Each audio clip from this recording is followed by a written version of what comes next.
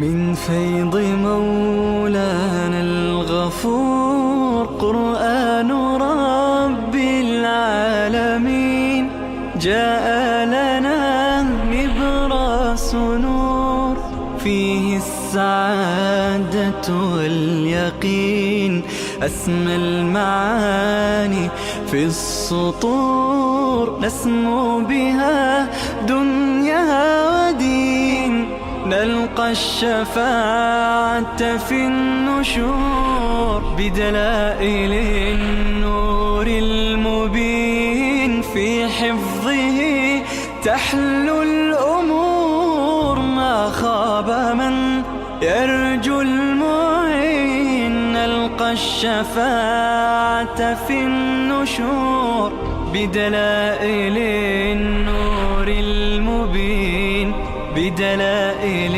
النور المبين.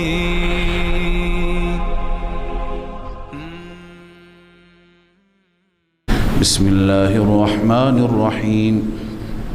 قد أفلح المؤمنون الذين هم في صلاتهم خاشعون والذين هم عن اللغو معرضون والذين هم للزكاة فاعلون.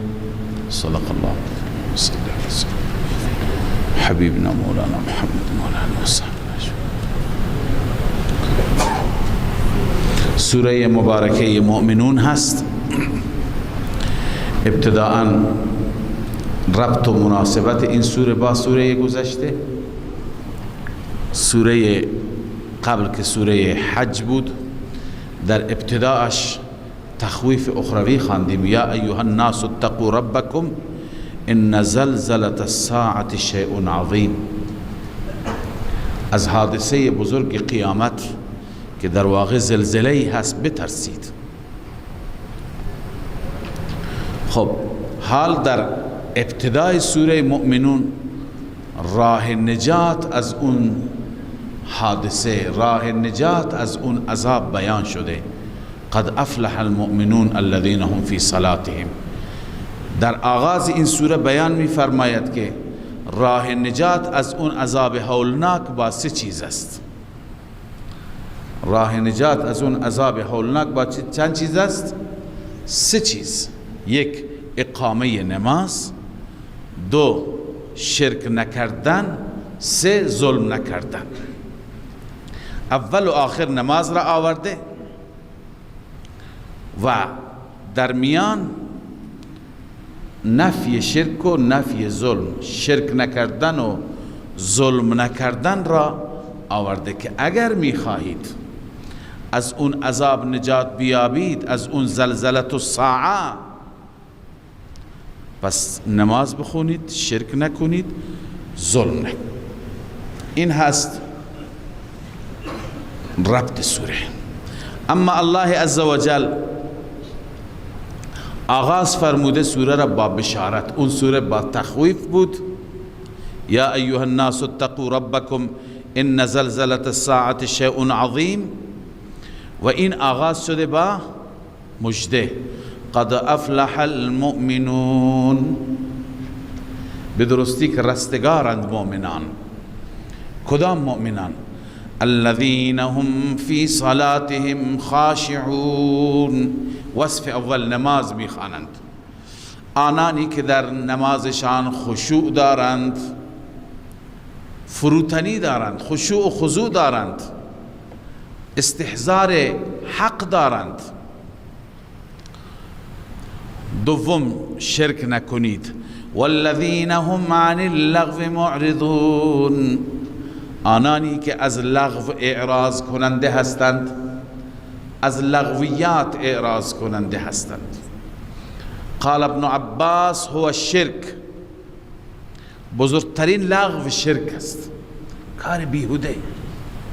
کوچکش را هم داریم، بزرگش را هم داریم. گاهی خداوند یک کلمه ذکر می کند، الفرد الکامل مراد است. الفرد الکامل لغو چی هست؟ شرک است. وقال الضحاك ان اللغو هنا الشرك. وقال الحسن انه المعاصی كلها. همه معاصی لغو هستند. خب شرک هم جز معاصی هست یا نیست؟ بله. فهذا قول جامع. لغو را یا لغو را به معنی معاصی بکنیم جامع هست. يدخل فيه من قال انه الشرك و قول من قال هو الغنا. چون خیلی ها گفتن لغو یعنی موسیقی، خیلی ها میگن که لغو یعنی موسیقیات. بس اونی که وقتی که به معنی معاصی بکنیم هم شامل موسیقی میشه هم شامل چی میشه؟ شرک میشه. بله. والذین هم للزکات فاعلون. وصف سوم، آنانی که زکات را انجام میدهند. للزکات، زکات عبادت مالی را میگویند. اما شما خواندید که در سوره های مکی زکات را به معنای چی میکنند؟ زکات مال نمی کنند، زکات جان، پاکی بدن. پاکی بدن باز هم از شرک. ابن عباس رضی الله تعالی عنه زکات را میگه هو قول لا اله الا الله. زکات اینه. حضرت شیخ رحمه الله همینو ترجیح میده، میگه این زکات از جمله قد افلح من تزکا هست. قد افلح من تزکا، رستگار اون انسانی است که خودش را پاک میکند. از چی پاک میکند؟ از همه آلودگی ها در رأس شرک است. پس بازم چی شد؟ للزکات یعنی از شرک خودشون را پاک میکنند. و بعضی دیگه از مفسران میگن زکات به معنی زکات است. درست سوره مکی است. اصل زکات، این مطلب را قبلا خدمت شما گفتم، اصل زکات در مکه نازل شد، اما مقدارش، حد و حدودش، شرایطش در مدینه، یعنی تفصیلش در مدینه. والذین هم لفروجهم حافظون. وصف چهارم، آنهایی هستند مؤمنان که شرمگاهشان را، عفتشان را حفاظت میکنند. الا علی ازواجهم، مگر بر همسرانشان، او ما ملکت ایمانهم، یا کنیزانشان. فانهم غیر ملومین، این افراد ملامت نیستند، قابل ملامت نیستند. فمن ابتغى وراء ذلك، کسی که بطلبت ارضا را، شهوت را، غیر از اینجا، غیر از این دورا، فاولئک هم العادون، این افراد متجاوزانند. ببینید وصف سوم این هست که انسان با عفت و با حیا باشد. الله عزوجل هم حکیم است. در انسان الله عزوجل که قوه شهوانیه پیدا کرده، راه ارضاءش را هم الله تعالی فراهم فرموده. یعنی انسان وقتی که شهوت دارد در وجودش هست چیکار بکند؟ الله دو راه گذاشته، یا اینکه انسان ازدواج میکند، پیش همسرش میره، یا اینکه کنیزی دارد، کنیز مملوکه‌ای که میدونید واتی با او هم حلال است. غیر از این دو راه، بقیه راه، هر کسی انتخاب بکنه بقیه راه را، این انسان متجاوز است. فاولئک هم العادون. علما نوشتند، علامه آلوسی، علامه نصفی، که فمن ابتغى وراء ذلك شامل چه چیزهایی میشه؟ وراء ذلك غیر از این دو صورت شامل متعه میشه، صیغه، اینم حرام، لوات، استمناء بالید، این صورت ها همه صورت های چی هستند؟ یعنی هر صورتی غیر از این دو صورت باشه و انسان خودش را ارضاء بکند، این در فاولئک هم العادون داخل است. قرطبی گفته فیه دلیل على تحریم المتعه والاستمناء بالکف، دلیل است بر اینکه متعه حرام است، استمناء بالکف حرام است لارادت الشهوه. این مال مدارک بود، ببخشید قرطبی نبود، تفسیر مدارک.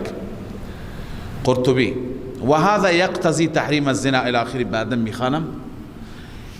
ببینید درباره حرمت استمناء بالید خب کسی اختلاف نداره، لواط هم کسی اختلاف نداره، اما درباره متعه بعضی از عزیزان اعتقاد دارند، بعضی، چون کل شیعه هم اعتقادی به جواز متعه ندارد، بعضی مخالفند، بعضی اعتقاد دارند که متعه درست است. اونها چی میگویند؟ متعه نوع نکاح است، نکاح موقت است، پس متعه در الا علی ازواجهم داخل است. اونم همسرش است، ولو برای 1 ساعت همسرش هست، برای 1 شب همسرش هست، همسرش هست. ما در سوره نساء غیر مصافحین، محسنین غیر مصافحین، اونجا مقداری درباره حرمت متعه بحث کردیم که کسانی که هدفشان تشکیل خانواده نیست، بقیه حکمت هایی که در خانه تشکیل خانواده هست نیست، فقط هدفشون شهوت رانی هست، اونها در مصافحین داخل. اونجا بیان حرمتشون را خواندیم، نیازی به اعاده اون بحث نیست. احادیثی که درباره متعه بود هم عرض کردم. فقط اینجا من از یک نگاه و از یک زاویه مسئله را بررسی میکنم. اون اینه که میخوام بگم زن ممتوعه با زن منکوحه فرق دارد. زنی که متعه شده با زنی که نکاح شده چی دارد؟ فرق دارد. زن منکوحه جز ازواجهم هست، زن ممتوعه نیست. زنی که متعه شده جز ازواج اصلا فرق داره با همسر. چرا؟ ببینید اگر ممتوعه زن و زوجه بود، خب ببین احکامی که در زوجه هست آیا برای ممتوعه هست؟ تو قرآن ما همش دستوراتی خواندیم، یک سری احکامی برای زن داریم نداریم؟ در سوره بقره شما خواندید، من اشاره میکنم شما میفهمید کدوم احکام. مثلا یک زن از شوهر ارث میبرد، اگر شوهر بمیرد شوهر از زن ارث میبرد، در حالی که زنی که با او کسی متعه کرده برای 1 شب برای 1 هفته، چه زن بمیرد چه مرد از همدیگه ارث نمیبرند. چطور زنش هست؟ پس وراثت بین هر دو نیست. معلوم شد زن نیست، زوجه نیست. 2 زنی که زنتون باشه بچه بیارد، نسب بچه از پدر چی میشه؟ ثابت میشه، الحاق فرزند به پدر، در حالی که در متعه چنین چیزی وجود ندارد. زن مال مادر، بچه مال مادر است، مال پدر نیست. 3 در همسر، کسی که همسر داشته باشد، همسر با طلاق از شوهر جدا میشه، در حالی که زن متعه بدون طلاق با گذشت مدت ساعت 12 که شد خود به خود، مثلا عرض میکنم خود به خود اینا از همدیگه جدا میشن، بیگانه میشند، پس با طلاق جدا نمیشه. 4 زنی که جدا میشه از زوجه‌ای که جدا میشه از شوهر نیاز به چی دارد؟ نیاز به عده دارد، نیاز به عده دارد. اما اونی که ممتوعه بوده به صورت متعه در اختیار کسی بوده، اون هیچ عده‌ای نمیگذراند. این ساعتش که تمام شد، ساعت 12 مثلا تمام شد، 1 با کسی دیگه چیکار میکند؟ عقد میبندد. پس این چه زنی هست، چه زوجه‌ای هست که احکام زوجه بر این جاری نمیشه؟ لذا اینها دلائل از جمله دلائلی هستند که نشان میده کسی را که کسی متعه کرده زن نیست، پس در الا علی ازواجهم داخل نیست. ببینید قرطبی همین گفته، میگه و هذا یقتضی تحریم الزنا. این آیه فمن ابتغى وراء ذلك میطلبد که زنا حرام بشه. و ما قلناه من الاستمناء، استمناء بالید هم چیه؟ حرامه. و نکاح المتعه، و همچنین نکاح متعه. چرا؟ لأن المتمتع بها لا تجری مجرى الزوجات. زنی که نکاح شده با نکاح موقت و متعه، این قائم مقام همسر و زوجه نیست. لا ترث ولا تورث، نه ارث میبرد نه از او ارث برده میشود. ولا یلحق به ولدها، ولدش به اون ملحق نمیشه. ولا یخرج من نکاحها بطلاق یستأنف لها، و خارج نمیشه از طلاقی که برای اون طلاق صادر بشه، داده بشه. و انها تخرج بانقضاء المدة التي عقدت علیها، زن خارج میشه از عقد مرد با تمام شدن مدت. و صارت کالمستأجره، پس مثل زن منکوحه نشد، مثل مستأجره شد. کسی را که اجاره کرده برای ساعتی، برای شبی، برای هفته‌ای، با گذشت زمان خود به خود چی میشه؟ عقد تمام میشه. پس مثل این میماند، این هیچ شباهتی با زن ندارد. پس فمن ابتغى، غیر از اون دو صورت هر کسی راه دیگری به طلبت، فاولئک هم العادون، اینا چی اند؟ اهل تعدی، اهل تجاوز. والذین هم لاماناتهم وعهدهم راعون، آنانی هستن مؤمنان، آنانی هستن مفلحان که لاماناتهم، برای امانتها و عهد و پیمانشان راعون، یعنی رعایت میکنند، لحاظ میکنند امانتی که در دستشان هست یا عهد و پیمانی که با کسی بستند، اینها را رعایت میکنند، خیانت نمیکنند، عهد شکنی نمیکنند. والذین هم علی صلواتهم یحافظون، آنانی هستند که بر نمازهایشان محافظت میکنند. این یا تأکید بر نماز هست یا اینکه نه، این وصف با وصف اول فرق میکنه. وصف اول درباره کیفیت بود، الذین هم فی صلاتهم خاشعون. این درباره کیفیت نیست، این درباره مداومت هست، درباره محافظت هست، در مورد استقامت بر نماز است. اولئک هم الوارثون، کسانی که دارای این اوصاف هستند اینها وارثند. وارث چی؟ الذین یرثون الفردوس، آنانی هستند که اینها وارث جنت الفردوس میشوند. هم فیها خالدون، همیشه در جنت الفردوس میمانند. به چه معنا میمانند؟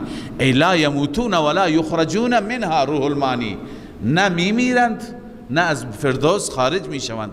ولقد خلقنا الانسان من سلاله من طین. خب این صفات برای چی بود؟ برای دفع از اون عذاب، برای دوری از اون وحشت. حال الله عزوجل دلائل عقلی بر نفی شرک را آغاز می فرماید.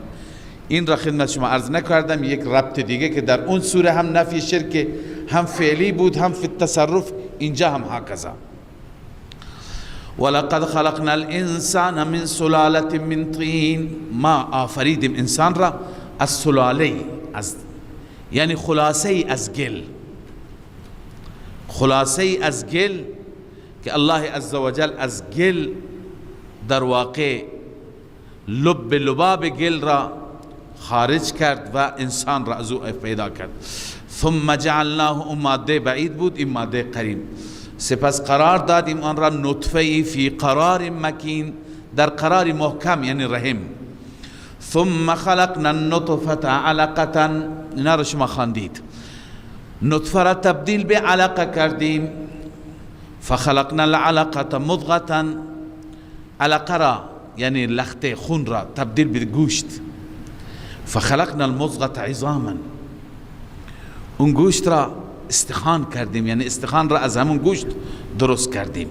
فکسونا العظام لحما، استخوان را پوشیدیم با گوشت دیگه اضافه کردیم.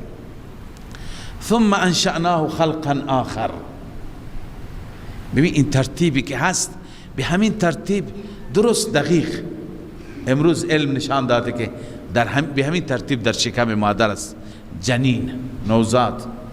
این را پیغمبر امی 1400 سال پیش که مردم هیچ خبر نداشتن از علم و آگاهی نبود گفته. لذا فخلقنا المضغة عظام ثم انشأناه خلقا آخر، ما خلق دیگری پیدا کردیم. به چه معنی؟ که برایش تصویر دادیم، بهش شکل دادیم، بهش قیافه دادیم. فتبارک الله احسن الخالقین، بابرکت است الله اون ذاتی که بهترین آفریدگار است. ثم انکم بعد ذلك لمیتون، مرحله بعدی شما سپس بعد از این میمیرید ای انسان ها. بعد از مردن چه خبر؟ ثم انکم یوم القیامت تبعثون، سپس شما در روز قیامت حشر میشید، بعث میشید، بلند کرده میشید. خب این مراحل شماست. این همه مراحل را الله برای شما به وجود آورده. دلیل دوم، ولقد خلقنا فوقكم 7 طرائق، ما آفریدیم بالای سر شما 7 طرائق. طرائق جمع طریق است، 7 راه. 7 راه به چه معنا؟ ببینید بعضی گفتند که این به معنی راه نیست، بلکه طرق یا طریقه به آسمان ها میگن. به آسمان ها نه، هر چند چیزی که سر هم باشند، روی هم باشند، اونا را چی میگند؟ طرق میگن. آسمان ها هم سر به سرند، آسمان دوم بر آسمان اول، سوم بر دوم الی آخری. به این خاطر به آسمان ها چی میگن؟ طرائق. پس بالای شما 7 آسمان پیدا کردیم. 7 طرائق یعنی چی؟ 7 آسمان. ببینید قرطبی همین گفته، قیل للسماوات طرائق. چرا؟ چون که لأن بعضها فوق بعض، بعضی بر بعضی. والعرب تسمی كل شيء فوق شيء طریقه. عرب نام گذاشته هر چیزی که بر بالای چیزی دیگه باشد میگه طریقه. این یک قول دوم نه، چون که در این آسمان ها راههایی هست برای فرشتگان. آسمان اول یک راه دارد، آسمان دوم هم یک راه دارد، هر یک راه، هر آسمان یک راه. پس 7 راه بالای سر ما هست. لذا وقیل لانها طرق الملائکه، والله اعلم. وما كنا عن الخلق غافلین، ما از مخلوق غافل نیستیم. بل نعلم جمیع المخلوقات، همه مخلوقات، کوچک بزرگ رشد ضعیف، همه را میدانیم. و انزلنا من السماء ماء بقدر، ما از آسمان آب به قدر نازل کردیم، به اندازه نازل کردیم، به اندازه نیاز، هر چی که نیاز انسان است. فاسکناه فی الارض، ساکن کردیم اون را، یعنی قرار دادیم آب را در زمین ذخیره کردیم برای انسان. و ان علی ذهاب به لقادرون، ما بر بردن آب قدرت داریم. یعنی چی؟ از بین بردنش. منظور اینه که قادریم تبدیل به بخارش بکنیم، از بین ببریم، یا چنان تو زمین جذبش بکنیم که انسان نتوند بکشد. ما میتونیم ولی این کار نمی کنیم برای منفعت انسان. فانشأنا لكم به جنات من نخیل، ما ایجاد کردیم به وسیله همین آب برای شما انسان ها باغاتی خرما و عناب و انگور. لكم فيها فواکه کثیره، برای شما در این میوه های زیادی هست. و منها تأکلون، از همین شما میخورید. چقدر شما استفاده میکنید. و شجرة تخرج من طور سیناء، همچنین ما رویاندیم شجرتن ای انبتنا شجرتن، ما رویاندیم، ما درست کردیم درختی که تخرج من طور سیناء، از طور سیناء خارج میشه. تنبت بالدهن، تنبت بالدهن، این درخت برای شما روغن میرویاند، یا تنبت مع الدهن، رشد میکنه همراه با روغن. منظور از این درخت چی هست؟ زیتون است که روغن زیتون داره. و صبغ للآکلین، و خورشی برای کسانی که بخورن. در روغن زیتون چه خورشی هست، چه شوربایی هست. عرض کنم که روغن زیتون را در تفاسیر وقتی که بررسی کردن، الان در عرف ما چون اینجا زیتون کم است، در جاهای دیگه اینجا زیتون را فقط به عنوان ترشی استفاده میکنی یا خود روغن را هم امروزه در غذاها استفاده میکنند. بهترین غذا اونی که روغن زیتون داره، اما خودش به عنوان سبغ، به عنوان خورش جداگانه اینجا استفاده نمیشه، در بلاد عربی میشه. در خیلی جاها خود روغن به عنوان یک سبغ هست. به عنوان مثال خیلی ها هستن قدیما اینجا نان وقتی که فقر بود، مردم چیزی نداشتن، یک تکه نان خشک می گرفتن و روی اون نان خشک اون را چرب می کردن با روغن. نان روغنی دیگه بهترین غذا بود و خوراک بود. در اون بلاد الان هم هست، در گذشته هم هست، بنده هم استفاده کردم، بسیار خوش ذائقه هم هست که نان را رویش روغن میزنند، روغن زیتون و مقداری یک موادی هست به نام زعتر میریزند. این بهترین خورش میشه، بهترین از کنم خوراکی میشه. غذایی هست که هم برای معده بسیار راحت است و هم غذای خوش ذائقه است. پس این که ما اگر نداریم، در عرف ما نیست، معنیش این نیست که این چطور به عنوان غذا استفاده میشه. به عنوان غذا به صورت جداگانه هم چی استفاده میشه. و ان لکم فی الانعام لعبره. علاوه از دلیل چهارم، در چارپایان هم برای شما درس است. چارپایان را مطالعه کنید. نسقیکم مما فی بطونها، شما را می نوشانیم شیر از شکمشان از چه راهی میاد. ولکم فیها منافع، و همچنین برای شما در آن چارپایان منافع هست. و منها تأکلون، از آن میخورید شما. و علیها و علی الفلک تحملون، بر آن چارپایان مثل شتر، الاغ، اسب و همچنین بر کشتی شما حمل میشوید، حمل کرده میشوید، سوار میشید، این طرف و اون طرف میرید، نیازاتتون را برآورده میکنید. خب تا اینجا دلایل عقلی بود، 4 تا دلیل خواندیم. حال دلیل نقلی شروع میشه. دلیل نقلی برای نفی شرک فی التصرف. اولین دلیل از سیدنا نوح علیه السلام، اولین پیغمبری که برای رد شرک مبعوث شد، از ایشون دلیل میخوانیم. شما این دلیل را به تفصیل در سوره هود خواندید. ولقد ارسلنا نوحا الى قومه، همانا ما نوح را فرستادیم به سوی قومش. فقال یا قوم اعبدوا الله، ای قوم فقط و فقط الله را عبادت کنید. ما لکم من اله غیره، نیست برای شما هیچ معبودی غیر از الله. افلا تتقون، ای تتقون عبادت غیر الله، آیا شما نمی ترسید از عبادت غیر خدا؟ آیا شما نمی ترسید از شرک کردن؟ فقال الملأ الذين كفروا من قومه، اناد قوم گفتن ملأ درباریان، آنانی که کفر کردند از قومش، ما هذا الا بشر مثلكم. این عقیده مشرکین است که میگویند رسالت و بشریت با هم منافات دارد. گفته این نیست مگر بشری مثل خود شما. یرید ان یتفضل علیکم، میخواهد بر شما فضیلت داشته باشد، فضیلت و برتری بر شما داشته باشد.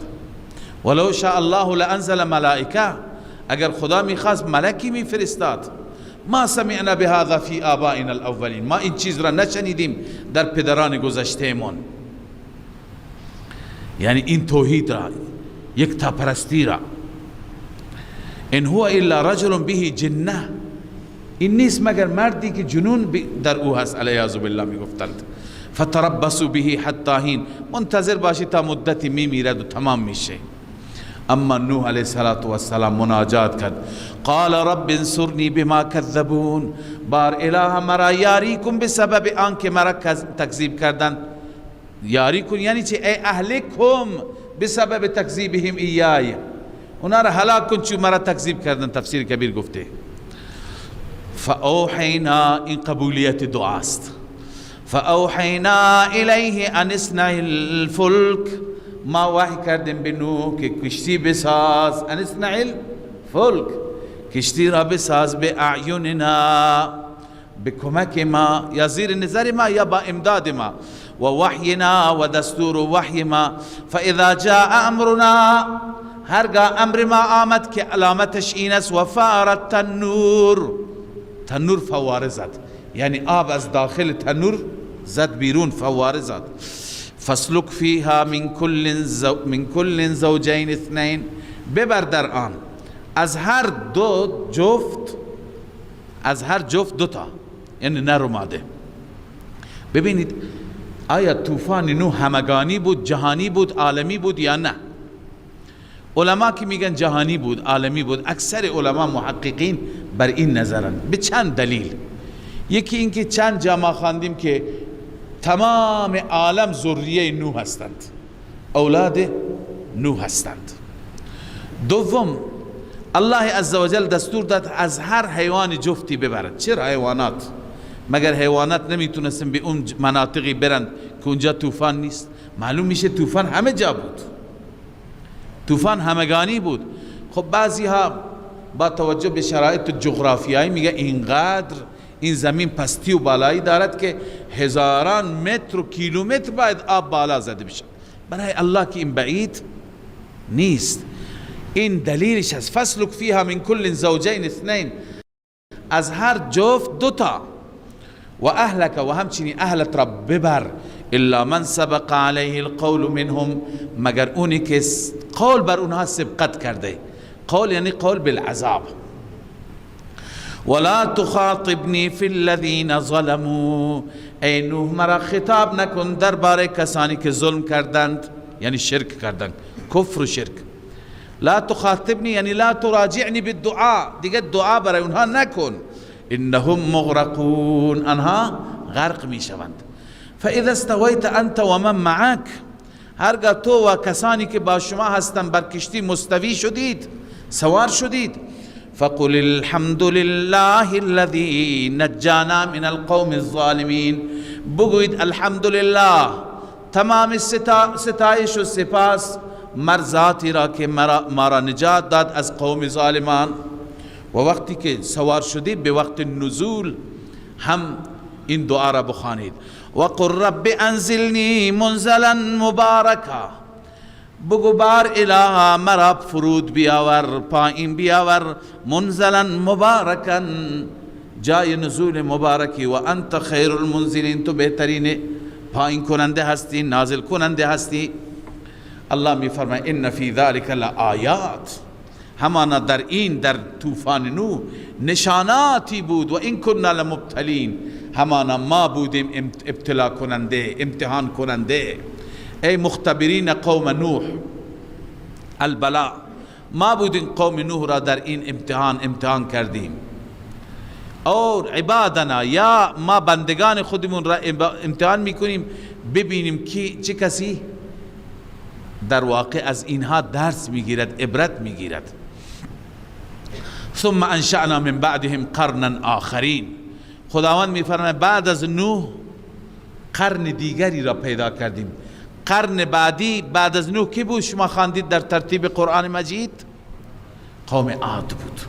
پس اینجا نام برده نشده، قوم عاد مراد هست که حضرت هود علیه السلام به سوی آنها مبعوث شد. فارسلنا فیهم رسولا منهم، ما فرستادیم رسولی از خودشان یعنی هود، ان اعبدوا الله، با این مضمون که فقط الله را عبادت کنید. ما لکم من اله غیره، نیست برای شما هیچ معبود غیر از الله. افلا تتقون، آیا شما نمی ترسید از عبادت غیر الله؟ اما هود را چه جواب دادن درباریان؟ وقال الملأ من قومه الذين كفروا وكذبوا بلقاء الآخرة، اناد قوم، گفتن کسانی که کفر کردند از قومش، آنانی که کفر کردند و تکذیب کردند ملاقات آخرت را، آنان و اطرفناهم فی الحیات الدنیا، این سبب کفرشون هست، سبب مرضشون هست. اطرفناهم، ما آنها را عیش دادیم در زندگی دنیا، خوشحالی و طرف، چی گفتن، چی اعتراضی کردن؟ مثل قوم گذشته. ما هذا الا بشر مثلكم، نیست این هود مگر بشری مثل شما. یأکل مما تأکلون، هر چی که شما میخورید این میخورد. و یشرب مما تشربون، از آنچه که شما می نوشید این هم می نوشد. پس فما الفرق بینکم و بینه، فرق بین شما و این چیه که اون رسول است و شما رسول نیستید؟ بیچاره ها اینطور قیاس کردن. ولئن اطعتم بشرا مثلكم، استکبار است، تکبر. اگر شما اطاعت کردید از بشری که مثل شما است، انکم اذا لخاسرون، شما واقعا زیانکارید، در ضرر زیان واقع شدید. ایعدکم انکم اذا متم، اناد قوم، انکار قیامت. آیا این شما را می ترساند؟ وعید میده. از این شما باور کردید؟ انکم اذا متم، اینکه شما وقتی بمیرید و کنتم ترابا و عظاما، و تبدیل بشید به خاک و به استخوانهای پوسیده، انکم مخرجون، آیا شما دوباره بیرون کرده میشید، زنده میشید از قبرها؟ آیا شما رازی میترساند؟ هیهات هیهات، یعنی این مسئله بدور از واقعیته. بعد بدور از واقعیت است، بدور لما توعدون، آنچه که شما وعده داده میشید چنین چیزی نخواهد بود. پس چیه؟ ان هی الا حیاتنا الدنیا، نیست این مگر همین زندگی دنیای ما. نموت و نحیا، در همین دنیا ما زنده ایم و در همین دنیا میمیریم. و ما نحن بمبعوثین، ما مبعوث نمیشویم بعد از موت. ان هو الا رجل افترا، نیست این هود مگر مردی هست که افترا گفته بر الله، کذب. و ما نحن له بمؤمنین، افترا در دو چیز، یکی این که میگه معبود یکی هست و یکی میگه که بعد از مرگ بعث هست. این دو چیز را اونها باور نمی کردند، مبدأ معاد. و ما نحن له بمؤمنین، ما به او ایمان نداریم، قبول نداریم. حضرت هود هم مثل حضرت نوح مناجات کرد، قال رب انصرنی بما کذبون، بار الها یاری کن مرا به سبب آنکه مرا تکذیب کردند. قال اما قلیل، استجابت دعا. الله فرمود اما قلیل، ای عن قلیل، مدت اندکی بعد، لیصبحن نادمین، حتما اینها پشیمان میشند.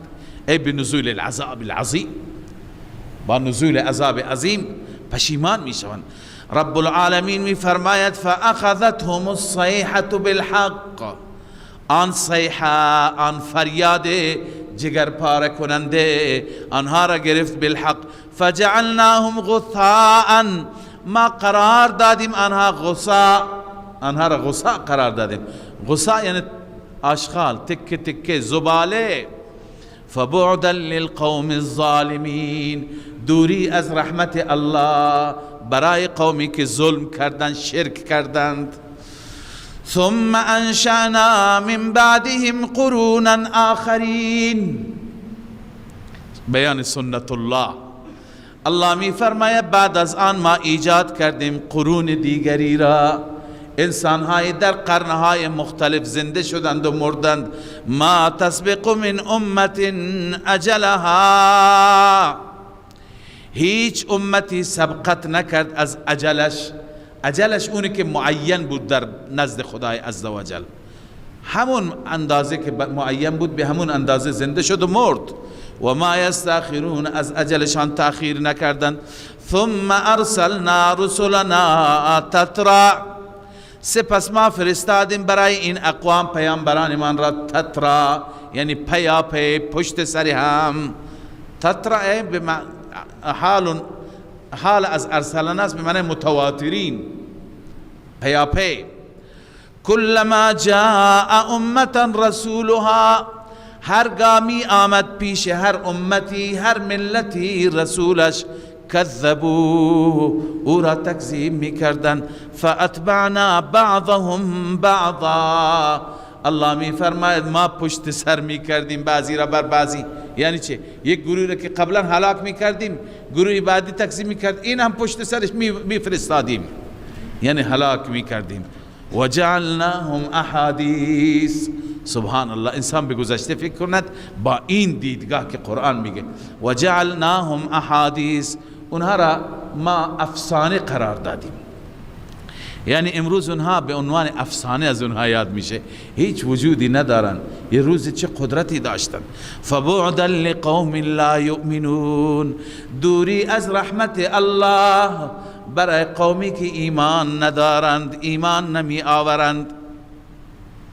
خب بعد از حضرت هود انبیاء گذشته و اقوامی هم بودن که گذشتن، اما بعد از اونها ثم ارسلنا موسی و اخاه هارون، سپس ما فرستادیم بعد از آنها موسی را و برادرش هارون را به آیاتنا و سلطان مبین، با آیات ما یعنی با احکام تشریعی و سلطان مبین، با دلائل روشن. سلطان معجزه است، با معجزات روشن. الی فرعون، بسوی فرعون فرستادیم و ملئه و درباریان فرعون. فاستکبروا، تکبر کردند. فاستکبروا عن قبول الحق، اونا حق را قبول نکردند، تکبر کردند از قبول حق. و کانوا قوما عالین، این دلیل است، علت است، چون آنان قوم متکبر بودند، عالی که خودشان بلند میدانستند. فقالوا، ببینید چه بهانه‌ای کردن. فقالوا، گفتن انؤمن لبشرین، آیا ما ایمان بیاوریم، ما قبول کنیم دو تا بشر را. این تحقیر شخصی است، دو بشری که مثل ما هستند، یعنی هیچ ریاستی ندارند، هیچ پستی ندارند. و قومهم لنا عابدون، دو بشری که قومشان عابد ما هستند. این تحقیر قومی هست، اون تحقیر شخصی بود، این تحقیر. دو نفری که قومشان بردهای ما هستند، عابد ما هستند. الله می فرماید فکذبوهما، آن دو را یعنی موسی و هارون را تکذیب کردند. فکانوا من المهلکین، از هلاک شدگان شدند که هلاکتشون را هم شما به تفصیل خواندید. ولقد آتینا موسی الکتاب، اما بعد از هلاکت فرعون مرحله جدید موسی و نوبت به امت اجابت که رسید. ما دادیم به موسی کتاب را لعلهم یهتدون، شاید بنی اسرائیل بر هدایت بشه. یهتدون لدین الحق، الان کجاست این بنی اسرائیل که دین حق را نمی پذیرد، به تورات عمل نمی کند. و جعلنا ابن مریم، دلیل پنجم تفسیری از عیسی ابن مریم. و جعلنا ابن مریم، قرار دادیم ابن مریم را و امه و مادرش را آیتا، نشان قدرت ما. و آویناهما الى ربوة، ما آنان را پناه دادیم به ربوه. ربوه میگویند زمین بلند، ذات قرار. اون ربوهی که ذات قرار بود، جای قرار و آرامش بود، و معین و چشمه جاری. ببینید آویناهما، مریم را چطور پناه دادیم، ابن مریم را و مادرش را. خدمت شما قبلا عرض کردم که حضرت عیسی علیه السلام وقتی که متولد شد، اولا در طفولیت عیسی علیه السلام سخن می گفت و بعد بزرگتر که شد بعضی از علائم معلوم بود. پادشاه ظالمی بود که اون پادشاه کاهنها گفته بودند که زوال ملکت به وسیله این پیامبر میشه، یا اینکه این پیامبر دینش همه زمین را میگیرد. لذا او میخواست حضرت عیسی را از بین ببرد، دستور کشتن عیسی داد در حالی که عیسی بچه بود. لذا وقتی که حضرت مریم متوجه شد که دنبال عیسی هستند و میخواهند عیسی را بکشند، عیسی علیه السلام را برداشت.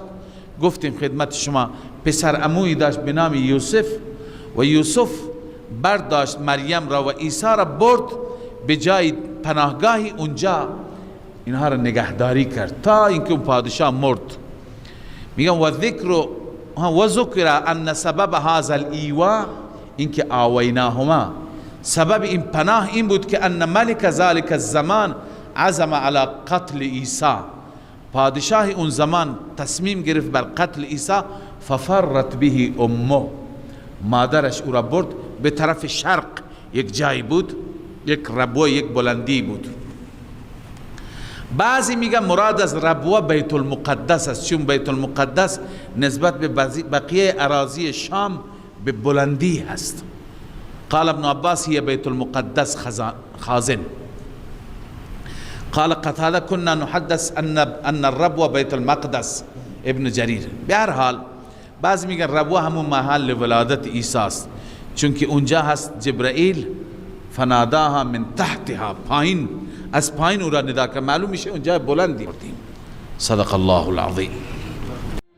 من فيض مولانا الغفور قرآن رب العالمين جاء لنا نبراس نور فيه السعادة واليقين أسمى المعاني في السطور نسمو بها دنيا ودين نلقى الشفاعة في النشور بدلائل النور المبين في حفظه تحلو الأمور ما خاب من يرجو المعين نلقى الشفاعة في النشور بدلائل النور المبين بدلائل